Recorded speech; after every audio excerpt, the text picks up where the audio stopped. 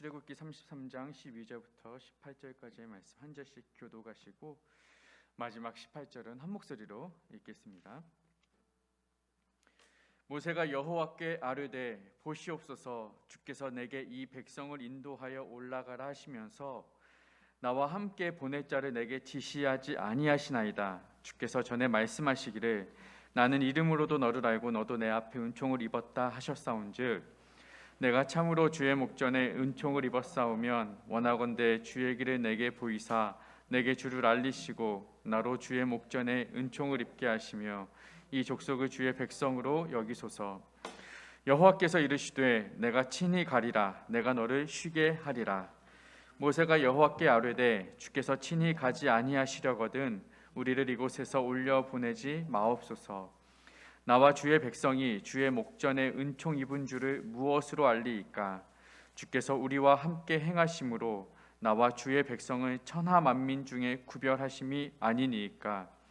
여호와께서 모세에게 이르시되 내가 말하는 이 일도 내가 하리니 너는 내 목전에 은총을 입었고 내가 이름으로도 너를 알미니라. 함께 모세가 이르되 원하건대 주의 영광을 내게 보이소서. 아멘. 할렐루야. 아멘. 오늘 여러분의 부르짖음과 간절한 마음의 소원의 기도를 주님께서 다 들으시고 응답하실 줄로 믿습니다. 아멘. 오늘 말씀의 제목은 주의 영광을 내게 보이소서. 오늘 함께 읽은 말씀 18절 마지막 부분입니다. 함께 제목 외쳐보겠습니다. 시작. 주의 영광을 내게 보이소서. 아멘. 함께 구할 때 주님께서 우리에게 그 영광을 나타내 보여주실 줄로 믿음으로 나아가시길 축복합니다. 오늘 말씀은 이게 전부예요. 사실 오늘 결론부터 말씀을 드리려고 해요. 결론부터 말씀을 드리려고 하는데 오늘 출애굽기 33장에서 모세가 하나님께 간구를 하는 거예요. 이 백성을 내가 끌고 가야 되는데 하나님 자신이 없습니다. 힘듭니다.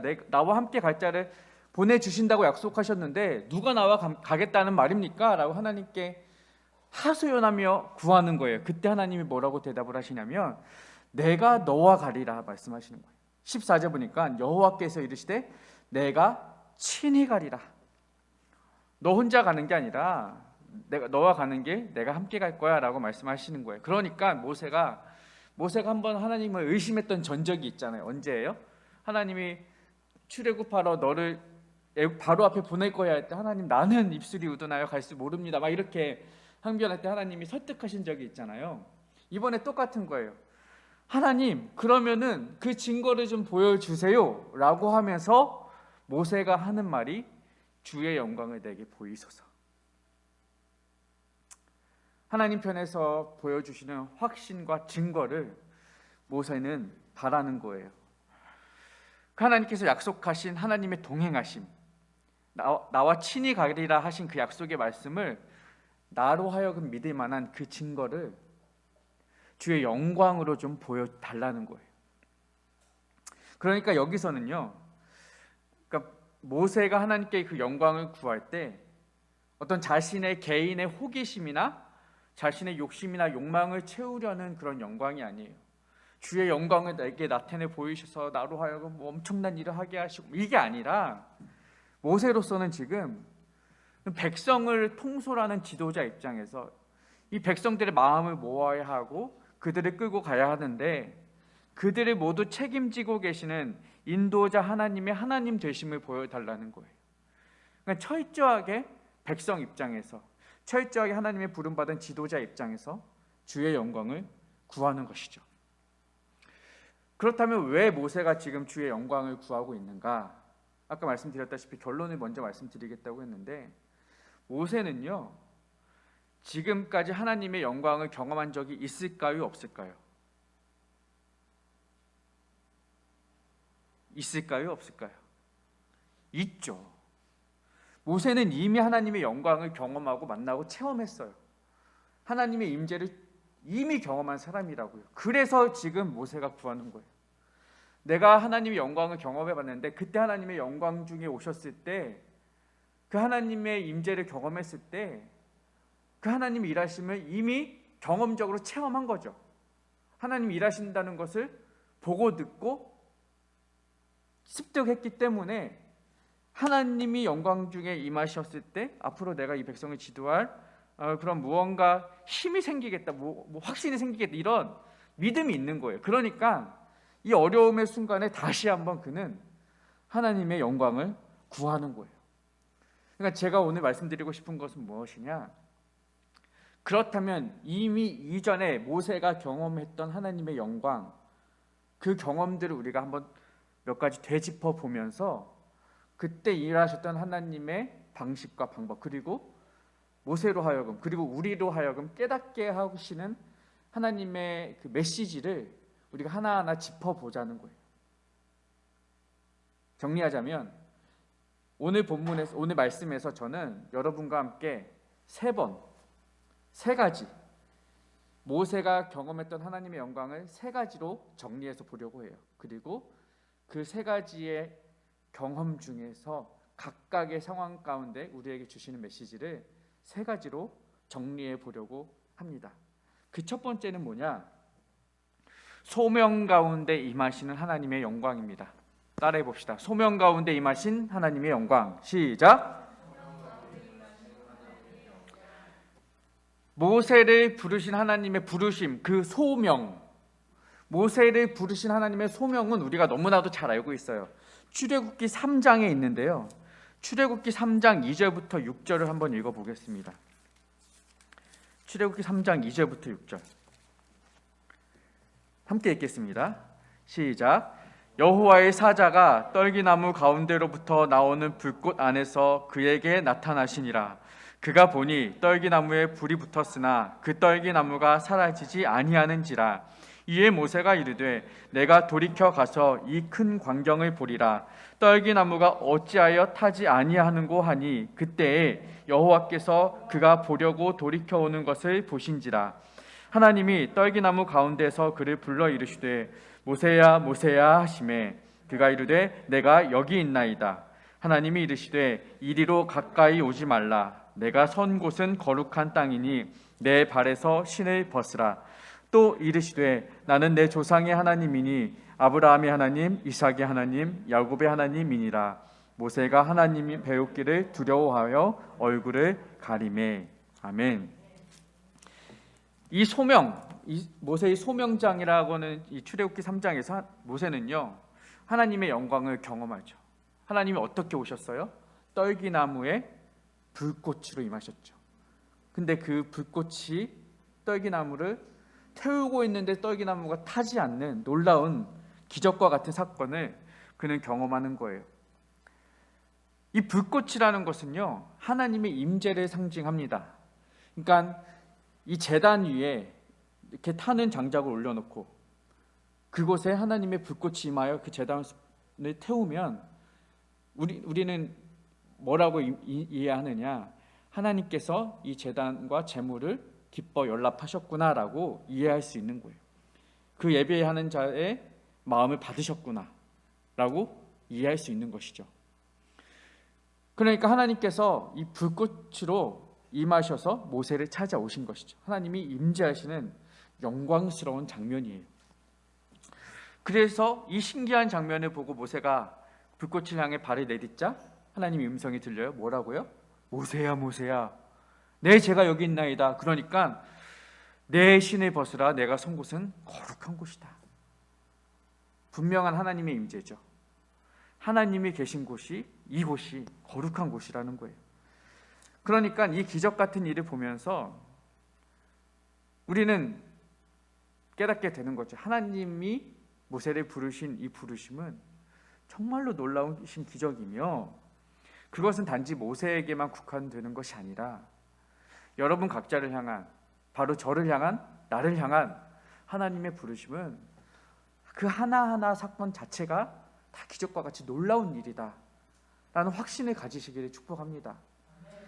하나님은 여러분을요 기적 가운데 부르셨어요. 영광 가운데 부르셨고요, 놀라우신 임재하심을 여러분 한 사람을 찾아가 만나주신 거예요. 그 소명 가운데 하나님은 영광으로 임하신 것이죠. 그러면 이런 놀라운 사건을 경험한 모세의 입장에서 생각을 해봅시다. 하나님이 나를 이렇게 찾아와 주셨고 나에게 이렇게 놀라운 사명과 소명을 주셨어요. 그럼 모세 입장에서 마음이 막 벅차오르지 않겠습니까? 와, 정말로 하나님이 나와 함께 하실 거구나. 정말로 내가 하나님의 일을 위하여서 이스라엘 백성을 위해서 무언가 할 수 있겠구나라는 좀 기대가 생길 것 같아요. 그전에는 없었을지 모르겠지만 이런 놀라우신 일을 경험하면 없던 믿음도 생기지 않을까요? 그러니까 모세로서는 뭐 이런 생각이 되지 않았어요. 모세의 계획 가운데 있었을 거예요. 이 애굽에 있는 백성들을 출애굽시켜서 그 하나님이 약속하신, 아브라함에게 약속하시고 야곱에게 약속하시고 이삭에게 약속하셨던 그 젖과 꿀이 흐르는 가나안 복지에 들어가게 하시겠구나, 이런 기대를 하지 않았을까요? 그렇죠? 했을 거예요. 하나님이 그렇게 부르셨으니까. 그런데 실상은 뭐예요? 모세가 가나안 땅에 들어갔어요? 못 들어갔어요. 모세가 이스라엘 백성을 끌어내어서 40년 동안 한 일은 뭐예요? 광야에서 방황하는 일이었어요. 그러니까 하나님이 모세를 부르셨을 때 그의 마음속에 광야는 계획이 없었을 거라고요. 가나안 땅은 계획이 있었겠죠. 하나님이 그를 그곳에 부르실 것이구나라는 기대와 기쁨과 환희와 소망과 막 열의가 막 넘쳐났을 거라고요. 그런데 실상 그가 광야에서 백성들과 함께 방황하는 생활을 했을 것은 그의 계획표에 없었을 거라는 거죠. 그러면 여러분, 이런 계획이 없던 하나님의 부르심에 어긋난 것 같은 이 상황에 대해서 모세가 불평을 했습니까? 아니잖아요. 오히려 백성들이 불평할 때 그는 백성들을 다독이고 혹은 질책하면서 이 백성들을 어떻게든 그 하나님이 약속하신 땅에 들여보내기 위해서 노력하였던 충성된 지도자였습니다. 여러분, 우리 삶을 보십시오. 여러분 중 어느 누가 여러분의 삶에서 나를 부르신 그 소명의 현장이 실패일 거라고, 절망일 거라고, 좌절일 거라고 계획하고 가시는 분 있으세요? 나의 목적지는 폐업이야. 내가 이 가게를 창업하는 이유는 폐업을 위해서 나는 창업하는 거야. 이런 분 있으세요? 없잖아요. 내가 이 결혼을 하는데 결혼해서 내가 한 10년쯤 이혼해야지, 이런 걸 계획하고 가시는 분 없잖아요. 여러분 중에 뭐 시험 수능 준비하시면서 나는 수능 다 떨어지고 한 5수 정도 해야지, 인생의 쓴맛 다 붙어야, 막 이렇게 하는 사람 없을 것이고, 나는 이 자동차를 타면서 한번 교통사고 한번 나서 크게 한번 다쳐봐야지, 그곳이 나의 부르심의 현장일 거야, 막 이렇게 계획하고 가는 분은 없을 거라는 거죠. 그러니까 우리 계획 가운데 하나님이 주신 소명이라고 생각하는 것은, 우리는 무언가 다 어떤 우리만의 계획이 있어요. 그곳이 하나님의 부르심의 현장일 것이라고 생각을 하죠. 모세도 가나안 땅이 그곳이었을 테고, 그런데 말씀드렸지만 현실은 광야였다고요. 우리 현실 속에서도 마찬가지 경험을 할 수 있다고요. 하나님 나를 정말 탁월한 기업의 수장으로, 혹은 잘 나가는 사업체의 사장으로, 그것이 나의 소명의 현장일 거라고 기대하고 가지만 그렇지 못한 순간들도 올 것이라는 거죠. 모세와 같이 이 한 평짜리 반지하 꿉꿉한 곰팡이 가득한 고시원 원룸이 내 평생 삶의 현장일 것이야, 나는 여기서 주를 위해 일해야지, 이런 사람은 없을 거예요. 근데 누군가는 또 그러한 현장에 처해지기도 한다는 거죠. 그러면 그때 우리가 가져야 될 자세는 뭐냐? 어떤 마음을 가져야 하느냐? 이 모세와 같은 마음인 거죠. 하나님이 모세를 부르신 그 이유, 하나님이 모세를 광야에 부르신 그 이유를 우리가 한번 생각해 볼 필요가 있다는 거예요. 나를 부르신 계획, 내 생각과 다를 수 있고 내 방향과 다를 수 있죠. 우리가 늘 이야기하는 것이잖아요. 늘 우리의 기도와 다를 수 있고 늘 우리의 계획과 다를 수 있는데, 그 현장조차도 하나님이 나를 부르신 소명의 현장일 수 있다라는 그 믿음이 저와 여러분에게 필요한 거예요. 다시 한번 모세의 부르심의 현장을 기억합시다. 하나님은 모세를 광야로 부르셨어요. 광야로. 그러나 그 광야조차도 하나님이 영광 중에 임하신 부르심의 자리인 줄로 믿으시기 바랍니다. 여러분이 지금 어떤 자리에 처해 있는지 각자의 자리가 나의 기대와 다를 수 있지만 그곳이 혹여 광야일지라도 하나님이 영광 중에 부르신 그 자리임을 기억하십시오. 그리고 그 가운데서 각자의 자리에서 충성하며 그 부르신 일에, 그 부르심에 따라, 그 음성에 따라 맡겨진 일을 충성스럽게 감당할 때 하나님은 또 다른 자리로 여러분을 옮겨주실 수도 있고 또 다른 자리로 여러분을 부르실 수도 있고, 그렇게 하나님은 여러분을 다듬어 가시고 써 가시는 거예요. 하나님이 모세를 왕궁에서 부르시고 광야에서 부르신 것처럼, 다양한 자리에서 쓰신 것처럼 여러분의 소명의 자리를 한정하지 마시고 국한하지 마시고 어디에 있든지 그 자리를 하나님의 부르심의 자리로 인정하시고 받아들이시고 감사히 그 소명의 자리를 감당해내시는 여러분 되시길 바랍니다. 다시 한번 기억하십시오. 여러분은 하나님의 기적 같은 영광 중에 부르심 받은 귀하고 보배로운 하나님의 동역자이십니다. 아멘. 두 번째로 하나님이 영광 중에 임하시는 자리는요, 고난 가운데 하나님은 영광 중에 임하십니다. 함께 외쳐봅시다. 고난 가운데 임하신 하나님의 영광. 하나님은요, 고난 가운데서도 영광스럽게 임하십니다. 모세가 하나님의 영광을 경험했던 두 번째 사건은 저는 구름기둥과 불기둥 사건, 출애굽기 13장의 이야기를 하려고 합니다. 출애굽기 13장 21절과 22절을 함께 읽어보겠습니다. 출애굽기 13장 21절, 22절. 시작. 여호와께서 그들 앞에서 가시며 낮에는 구름기둥으로 그들의 길을 인도하시고 밤에는 불기둥을 그들에게 비추사 낮이나 밤이나 진행하게 하시니 낮에는 구름기둥 밤에는 불기둥이 백성 앞에서 떠나지 아니하니라. 아멘. 구름기둥과 불기둥은요, 하나님의 임재의 상징이에요. 하나님의 동행하심이에요. 그런데 하나님이 동행하시겠다라고 13장에서 약속하셨는데 바로 14장에 무슨 사건이 일어나냐면, 여러분 성경책 보십시오. 14장에서 이스라엘을 가로막고 있는 어떤 사건이 펼쳐지냐면 뭐예요? 홍해예요. 홍해가 떡하니 그들 앞을 가로막는 거죠. 우리가 너무 잘 아는 사건이에요. 그리고 그 뒤에는 누가 쫓아와요? 애굽의 군대가 추격하는 일이 벌어지죠.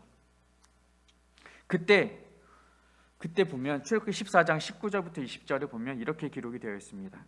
이스라엘 진 앞에 가던 하나님의 사자가 그들의 뒤로 옮겨가매 구름기둥도 앞에서 뒤로 옮겨 애굽 진과 이스라엘 진 사이에 이르러 서니 저쪽에는 구름과 흑암이 있고 이쪽에는 밤이 밝음으로 밤새도록 저쪽이 이쪽을 가까이 하지 못하더라.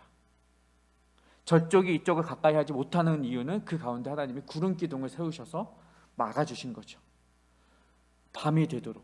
그리고 그 밤이 되어도 새벽이 되어도 이쪽이 밝을 수 있었던 이유는 불기둥은 여전히 그들을 비추고 계셨던 거죠. 홍해가 갈라져서 그 벽이 세워졌어요.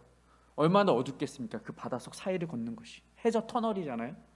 그곳에 하나님 불기둥을 밝게 하셨고 그 앞을 보지 못하도록 구름기둥으로 애굽의 군대를 막으셨던 거예요.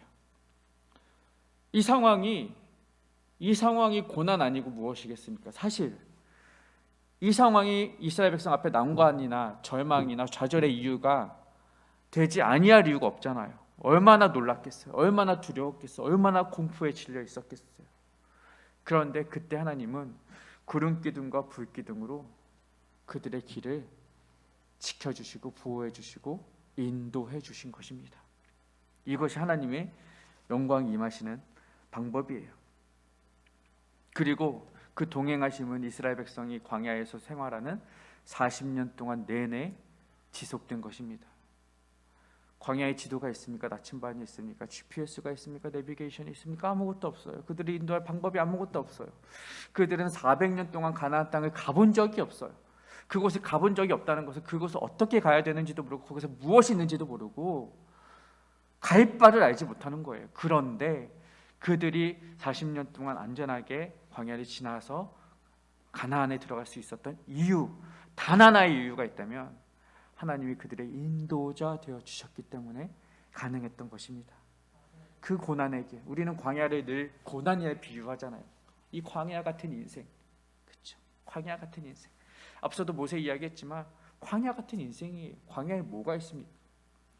제가 어제 우연히 아버지랑 TV를 잠깐 보는데 그 걸어서 세계 속으로 뭐 이런 거 있잖아요. 그래서 요르단이 나오더라고요. 제가 성지순례 갔었는데 요르단이 어디냐, 어쨌든 뭐 이집트에서 이스라엘 가는 길에 있는 거예요. 이쪽에 있는 거예요. 그 사해 옆에 요단 동편에 그게 요르단이에요. 근데 제가 그 성지순례에서 기억나는 거, 가장 인상 깊은 거 하나를 들려면 저는 광야예요. 광야. 제가 예루살렘도 다 가보고 했지만 그 광야, 진짜 아무것도 없는, 철저하게 숨막히는, 턱턱 막히는 그 광야가 저는 가장 인상 깊게 남더라고요. 그게 이제 걸어서 세계 속으로 딱 나오길래 다시 한번 머리에 상기되었는데, 진짜 생명이 없어요. 생명이 없어요. 풀 한 포기가 없어요. 거기서 40년 살으라고 하면 제가 마침 40살이네요. 40년 살으라고 하면 좀 못 살 것 같아요. 전 서울이 좋아요. 광야예요, 여러분. 그런데 그 광야를 하나님이 인도해 주시는 거예요. 못 살 것 같지만 조금 제가 용기를 내어 본다면 하나님이 함께 하신다면 살겠다는 거죠. 하나님이 함께 하신다. 여러분,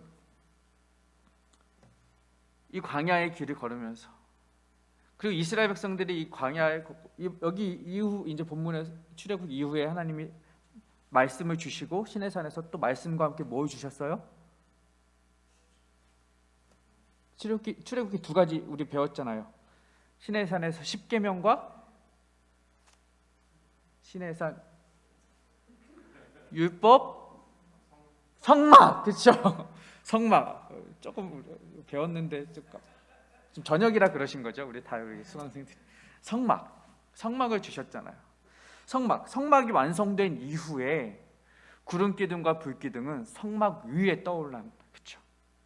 성막은 어떤 곳이에요? 하나님이 임재하시는 곳. 계속 하나님 임재가 계속 반복되죠. 하나님이 임재하시는 곳이고 그 성막 위에 구름 기둥과 불 기둥이 늘 함께 했다는 것입니다. 그러니까 이스라엘 백성들은 성막을 보면서, 그리고 그 위에 떠 있는 구름 기둥과 불 기둥을 보면서 그들과 함께 하신 하나님의 동행하심, 어떠한 순간이 와도 그들을 지키고 보호하시고 인도하신 하나님의 동행하심을 늘 체험했을 거라. 결코 떠나지 않는 동행. 우리 눈앞에 불기둥과 구름기둥은 없습니다. 지금은 없죠. 그러나 하나님은 함께 하십니다. 그분은 우리 앞서 가시면서 우리 앞에 홍해도, 우리 앞에 광야도 다 이기게 하시고 지나게 하시고 피하게 하십니다. 우리가 두려워할 이유가 없는 것, 그 당시 동일하신 하나님의 임재가, 그 영광이 우리와 동행하고 있기 때문입니다. 시편 23편에 우리가 늘 암송하고 있는 말씀 있잖아요. 주께서 내 영혼을 수생시키시고 자기 이름 위하여 의의 길로 인도하시는도다. 내가 사망의 음침한 골짜기로 다닐지라도 해를 두려워하지 않을 것은 주의 지팡이와 막대기가 나를 안위하시나이다. 주께서 나와 항상 함께 하심이라. 약속을 믿는 거잖아요. 이제 그 임재가, 그 하나님의 영광이 여러분 위에, 여러분에게 각자 임하신 줄로 믿으시고 고난 가운데서도 주의 영광을 드러내시는 믿음의 동역자 되시기를 축복합니다. 마지막 하나님은 말씀 가운데 임하십니다. 따라합시다. 말씀 가운데 임하신 하나님의 영광. 출애굽기 19장입니다. 출애굽기 19장 말씀 보면 16절부터 19절, 출애굽기 19장 16절부터 19절. 여기서 보면 이제 불에 타는 듯한 산에서 하나님의 영광을 경험하는 시내산에서 모세가 하나님의 영광을 경험하는 장면입니다. 19장 16절 시작. 셋째 날 아침에 우레와 번개와 빽빽한 구름이 산 위에 있고 나팔 소리가 매우 크게 들리니 진중에 있는 모든 백성이 다 떨더라. 모세가 하나님을 맞으려고 백성을 거느리고 진에서 나오매 그들이 산 기슭에 서 있는데 시내산의 연기가 자욱하니 여호와께서 불 가운데서 거기 강림하심이라. 그 연기가 옹기가마 연기같이 떠오르고 온 산이 크게 진동하며 나팔 소리가 점점 커질 때 모세가 말한즉 하나님이 음성으로 대답하시더라. 아멘. 시내산에 불같이 타는 그 뜨거운 불이 임하고 연기가 자욱하고 우레와 번개가 꽝꽝꽝꽝 내리 막 꽂는 거예요. 상상을 해보세요. 막 엄청난 이 천지를 진동하는 소리가 온 회중을 감싸고 있었겠죠. 산이 타는 듯한 느낌. 이 광야의 시내산은 여러분 아시지만 풀이 없잖아요. 그리고 그 막 온통 돌산이고 모래산이기 때문에 그 석양이 지면 온통 붉어져요. 색깔 자체가 붉게 느껴지는데 가뜩이나 이 불이 꽂으니 얼마나 이 광경이 정말 그 경이롭지 않았을까 이런 생각을 상상을 해봅니다. 이곳에서 하나님이 이스라엘 백성과 함께 언약을 체결하시는 것이고 하나님이 이스라엘 백성과 언약을 체결하는 이 장면이 19장부터 24장 뒤에까지 쭉 이어집니다. 그리고 24장 17절에는 뭐라고 기록이 되어 있냐면 산 위에 여호와의 영광이 이스라엘 자손의 눈에 맹렬한 불같이 보였더라. 산 위에 여호와의 영광이 임하였고, 이것을 정리하여서 지금까지 이 경이로운 이 하나님의 불과 번개와 천둥을 여호와의 영광이라고 정리했고요. 이 영광이 이스라엘 자손의 눈에 맹렬한 불같이 보였더라. 맹렬한 타는 불같이 하나님의 영광이 임하였다는 거죠. 산이 막 타오르는 거죠. 우리가 산이 탄다고 할 때 우리는 기껏해야 이제 단풍 생각하잖아요. 이제 막 단풍이 울긋불긋지기 시작했는데 뭐 산이 타오른다, 노을이 타오른다, 뭐 이 정도 우리가 생각을 하잖아요. 그런데 그 정도와는 비교도 할 수 없는 거죠. 당연히 산에 타오르는 거예요. 그러면 질문이죠. 하나님은 왜 이 산에 불로 임하셨을까? 왜 이렇게 큰 불과 우레와 번개로, 구름으로, 빽빽한 구름으로 나타나셨을까? 이 장면을 보면서 제가 앞서도 말씀드렸지만 이 자연의 경이로움, 이 자연을 다스리시고 통치하시는 하나님의 그 광대하심을 경험하고 느끼게 되는 거죠. 사람의 힘으로 번개를 내리게 할 수가 없을 것이고, 사람의 힘으로 구름을 만들 수가 없을 것인데, 하나님이 임하신 그 영광스러운 자리에 하나님 그 모든 것들을 한꺼번에 이 시내산 가운데 내리신 거예요. 그러니 이 모든 이스라엘 백성들이 느끼는 것은 뭐냐? 하나님의 영광과 존귀와 위엄은 가히 우리가 상상할 수도 없구나. 그분은 정말 위대하시고 광대하신 분이구나 보면서 느끼게 되는 것이죠. 그러니까 아무리 인간의 힘으로 다가가려 해도 갈 수 없는 먼 곳에 계신 분, 크고 놀라우신 분을 하나님은 보여주시는 거예요. 그럼 왜 굳이 이 시내산에서 지금 여기 이 장소에서 하나님은 이런 일들을, 이런 영광스러운 모습을 보여주셨을까? 출애굽기 19장에서 왜 그러셨을까? 출애굽기 19장 뒤에 20장에 어떤 장면이 나타나요? 출애굽기 20장은 십계명을 주시는 장면이에요. 그렇죠? 그러니까 하나님이 이 말씀을 주시면서 말씀을 주시기 직전에 하나님의 이런 놀라우신 광대하심을, 영광스러운 모습을 보여주시고 말씀을 주신 거죠.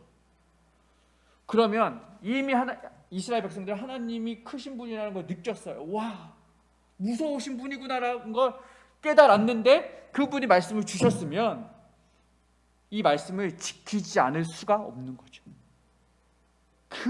그분이 주셨으면 이 말씀은 100%야. A도 빼지 말고 다 지켜. 피할 수도 없고 면할 수도 없어. 이것을 하나님이 주시는 것이죠. 그러니까 이 말씀을 받는 이스라엘 백성들은 와, 이 하나님 말씀이구나. 와, 35,000원짜리 성경 말씀이구나. 이게 아니죠. 말씀. 하나님이 주신 말씀. 그 광자, 그분이 주신 두렵고 떨리는 마음으로 이 말씀을 받았을 거라고요. 그러니까 이스라엘 백성들이 늘 말씀 앞에서 절절 매는 거잖아요. 그 마음으로 말씀을 받는 것이고, 하나님의 말씀을 지켜라, 이 율법책을 내 입에서 떠나지 말게 하라, 이 말씀을 들을 때마다 이 백성들은 그 장면을 상기하는 것이죠.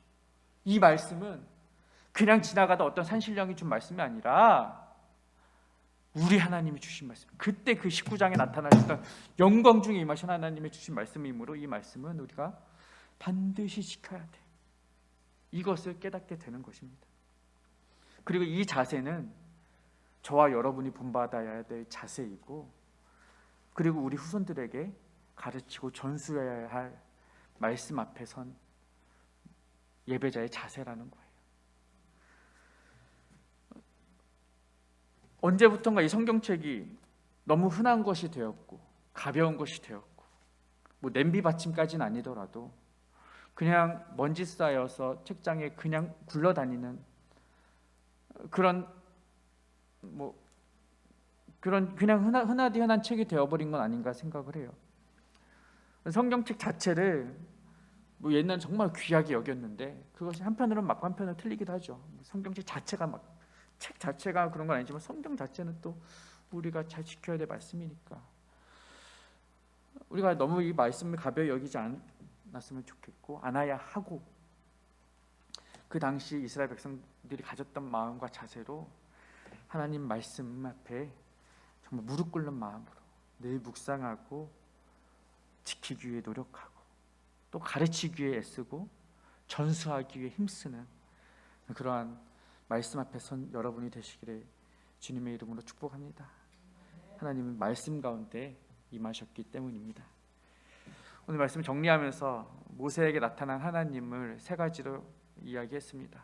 하나님은 소명 가운데, 그리고 고난 가운데, 그리고 말씀 가운데 모세에게 나타나셨고 영광으로 나타내 보여주셨습니다. 그리고 이 하나님의 영광을 경험하였을 때 모세의 얼굴이 달라졌다는 것을 우리가 말씀을 통해 보죠. 모세가 하나님을 만나고 돌아왔을 때 그 얼굴에 광채가 해같이 빛나서 수건으로 덮었다고 하잖아요. 하나님의 영광을 경험한 사람들은 얼굴 낯빛이 다릅니다.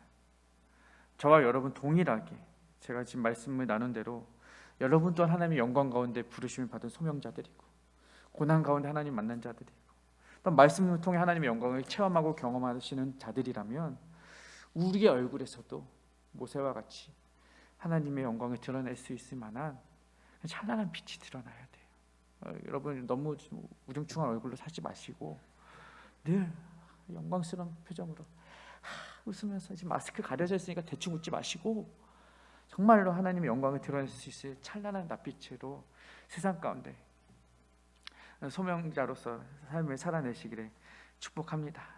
그리고 모세가 왜 그 얼굴을 가렸을까?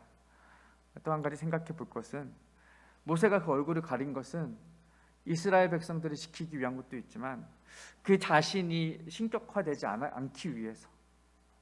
그러니까 이스라엘 백성들이 그 찬란하게 빛나는 모세의 얼굴을 보았을 때 그 모세 자체를 바라보면서 섬기게 하지 않으려고 가린 거예요.